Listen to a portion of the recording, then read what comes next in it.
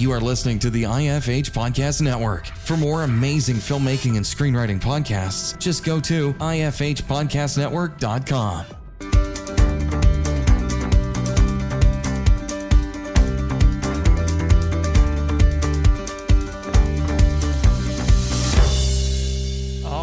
Welcome to the Successful Screenwriter Podcast, where we discuss anything and everything screenwriting. Here we interview successful screenwriters and filmmakers to find out just what it takes to make it in the industry. Just a heads up, this episode is brought to you by my book, The Guide for Every Screenwriter, which has been listed as one of the best screenwriting books of all time by the Book Authority. If you're looking for something that reveals the secrets of screenwriting in an easy to understand and engaging way, then this is the book for you. You can find The Guide for Every Screenwriter at thesuccessfulscreenwriter.com/books. Now, on to the show. All right, welcome to the podcast. We have on such a cool guest today. Producer, showrunner, Dara Resnick. Dara, thanks for being on with us. Thanks for having me. So you've worked on some great shows. You've worked on Home Before Dark, which was on Apple Plus. You've worked on Daredevil, which was on Netflix. And now you've got a project that'll be coming out on Amazon called The Horror of Delores, Roach. And this is actually a property that you got from a podcast, correct? Yep. It was something that I was brought on to by Blumhouse. Back in the summer of 2019, after I had finished shooting the first season of Home Before Dark, and I thought I was just going to be supervising it. And it sort of became the project that I couldn't leave. Amazing. Can you walk us through kind of the genesis of this project, how you came onto it, and then we can kind of pull the curtain back a little bit for the audience, for people listening who are looking at trying to get onto a show or get a show started. Yeah. One of the things my lawyer father always told me is don't ever say no to a meeting because you never know when the case of your life is going to walk through the door. And that's always how I feel about great material, even if I'm not really sure what my role is going to be. So I walked into the room on The Horror of Delores Roach with the creator. His name is Aaron Mark. He's become a dear friend over these last few years and a great partner. And he needed a co-showrunner. He needed someone who knew television because he had created this play and podcast many years before that and was an expert at those things, but was not an expert at television, which is like probably the one thing I know how to do. So I hope I keep getting hired because I'm not really sure what else I would do with my life at this point. And I walked in, I just had a really great meeting with him and I hit it off and we hit it off. And I asked him if we could, even if I didn't get the job, if I could just be friends with him and we could hang out. And I'd love to help him, even if they weren't paying me to do it. And it worked out. And I got the job. We started working on the pilot in the fall of 2019, writing the pilot. Nice. And that was done in the winter of 2020. If you recall, was a little bit of a tectonic shift in human civilization. Slightly. And the pilot was so good. It was so strong. I was so proud of what he was able to do. And we went out the very first week with it on the town, along with a format document that we had worked on together. Okay. And we went to the first meeting that we had, I think was with Ethics, and we couldn't figure out how to use Zoom. And we didn't know what Zoom was. And everybody had a different platform. And eventually we figured out that this actually worked really well, that the pitching works really well over Zoom. I have tips for people who want to pitch over Zoom, by the way. I actually think all pitches should be over Zoom from now on, but that's a whole other. Okay. And Amazon, which had its eye on the project for a while, won the war over it. And because it was early days of COVID, they couldn't greenlight it right away. So they put us in a mini room. We wrote 3 scripts. They had a few months to decide if they wanted to make those scripts. And then they asked us in the late winter of 2020, so December 2020 at this point, to pilot it. Wow. We then spent 6 months getting that all ready and up to speed. And we shot it last summer. Then they had another few months to decide if they wanted to pick it up to series, and they picked us up to series last December. And we were, it's been a really long COVID oriented road on this project, but I think it's a great example of when you really love a piece of material and you really love the people you're working with, it's worth sticking with it because it's been an incredibly rewarding journey. All right. I have a few questions to get to, but before we get to that, I feel like you're leading me into why you shouldn't give up on a project. So, what kind of pitfalls were you running into trying to get this thing out there? What kind of dark It's night of the soul did you have? Yeah, it's a really good question. I think this is a show about a woman of color who is really complicated and does some really dark things. And I think that that's very scary for people. I think Okay. it's scary. It's scary material, which is what makes it exciting material. I think that we've never seen a character like this on television before. And if Is she an antagonistic central character? she is, she's played by Justina Machado, who is just a dream human. And I don't know if you remember her from shows like One Day at a Time. It's a very different, this is a very different color on her. Very good. And because of that comedy experience she has, because of the way that she's made, Right. she's just so, she's actually, yes, there's darkness, but she comes off as bright and Oh, okay. and sort of almost an ingenue in the world. And then all these things start to happen to her and happen to her life. And she becomes a very complicated person who even she starts to question who she Oh, is. interesting. But writing a character like that's got to be exceptionally difficult because you want to try and get the audience behind them. If I think of like a Dexter, like Dexter works because he's psychotic, but he's killing, right? He's murdering people in his mind who deserve it. And in the show paints as terrible people. That had to be really hard to write around as the dog licks your face. I don't know if the dog is allowed on the show. Oh So no, I welcome pets as guest hosts. It's fine. Yeah. The answer is yeah, it is really complicated, and that the challenge of the show, of course, is so that we are allied with her. We, wonder if we would commit those same acts, and it's one of the reasons that Justina is so. It's so important that Justina is the person to play this part, because she is somebody who you relate to in so many different ways. Well, casting is especially important, definitely when it comes to a nuanced character. So, when you were in these pitch meetings, you what kind of pitching? I'm getting into the nitty gritty here. What kind of pitching docs did you have with you? Did you have a pitch deck? Did you already fill out seasons? We did. We had a pitch deck. Well, the good news is, obviously there is a podcast. So you're capitalizing on an IP already. Yeah, you're capitalizing on IP that exists. And we are going to be differing from that IP somewhat, but it does actually help to have some sort of skeletal framework. And that was also the case. I did another show a while back called Mistresses. And that was also based on existing IP, same sort of thing. You have a skeleton for the season, but you want to sort of differ from material wise. So we went out with, I have a pitch doc that I also teach with. I teach at USC and at Sundance and the Middle East Media Initiative. I love to teach and I love to, do discussions like this. And it sort of has 10 points that I like to hit in these kinds of meetings, which is, you want to have the poster. You want to talk about why it's relevant to you, why you're the person who should be telling the story. You want to talk about why it's then relevant to other people. You want to make sure you're hitting the tone, the log line, the theme. Yeah. It's nice when they've read the pilot already. That helps because you don't have to tell that story. And what I sort of do is assume that they've probably read the pilot, but just in case they haven't, I give like a little, just to remind you, last we left our heroes, this is what happened in the pilot. And then future seasons, the first season, future seasons, and how long it could possibly go and why, and of course the characters.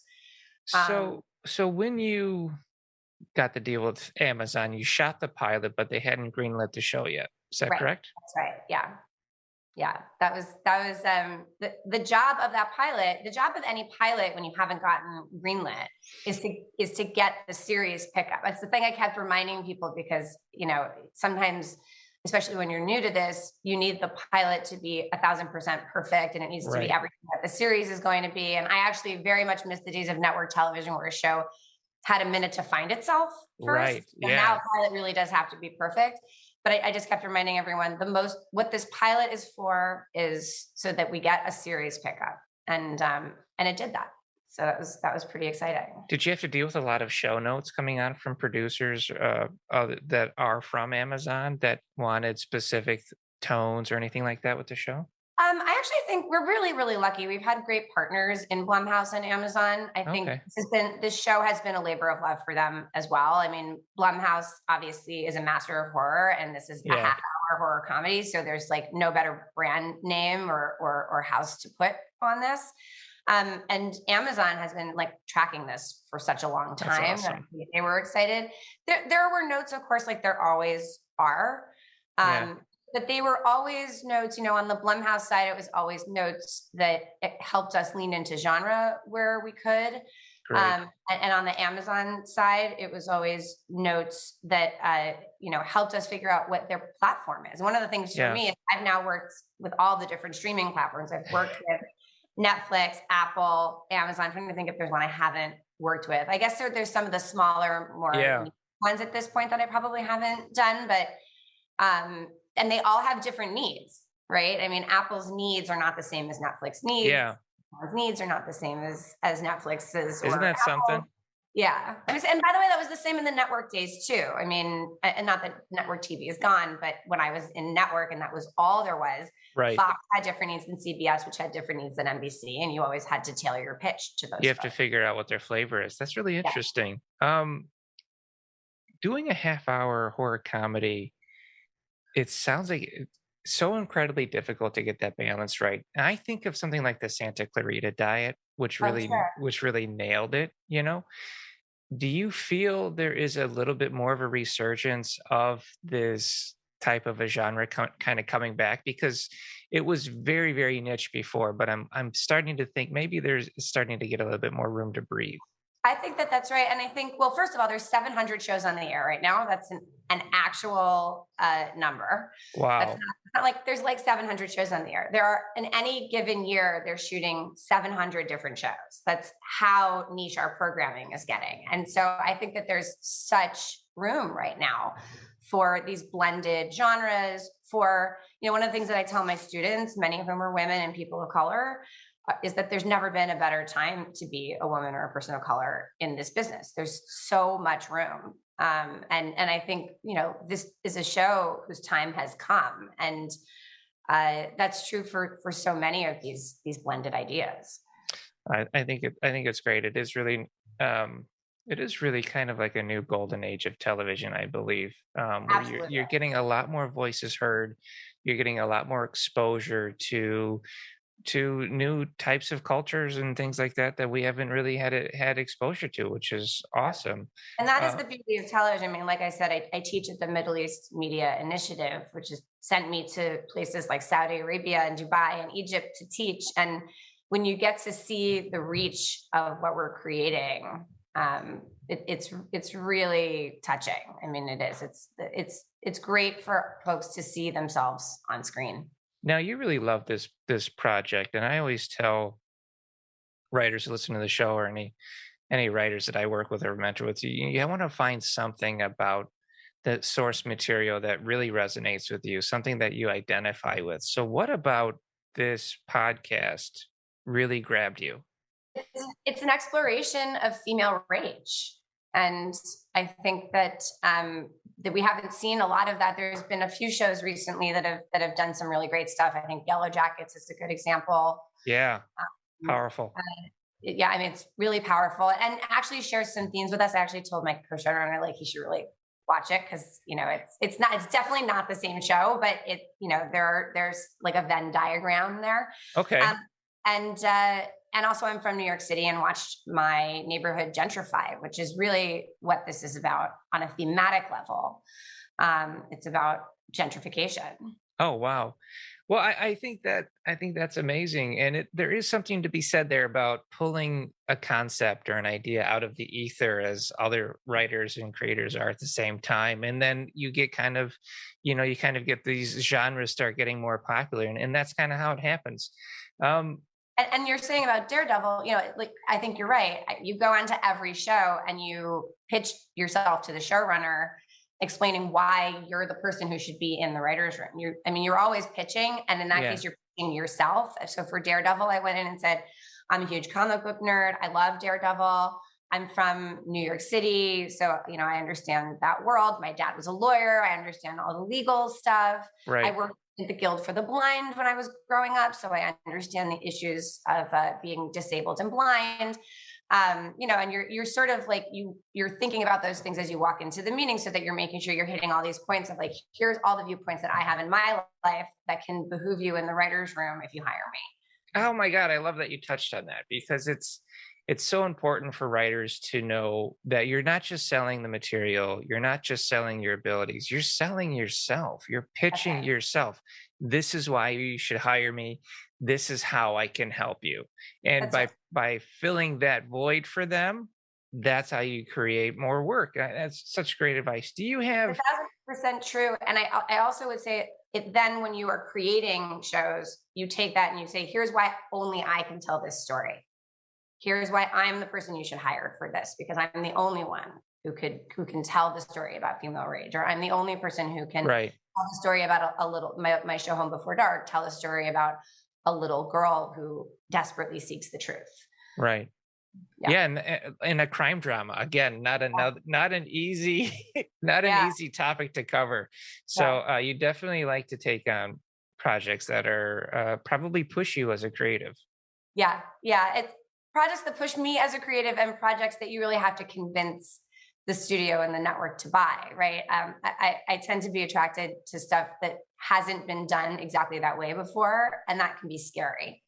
There's no sort of automatic poster that comes to mind for some of these projects, and that's exciting and tricky.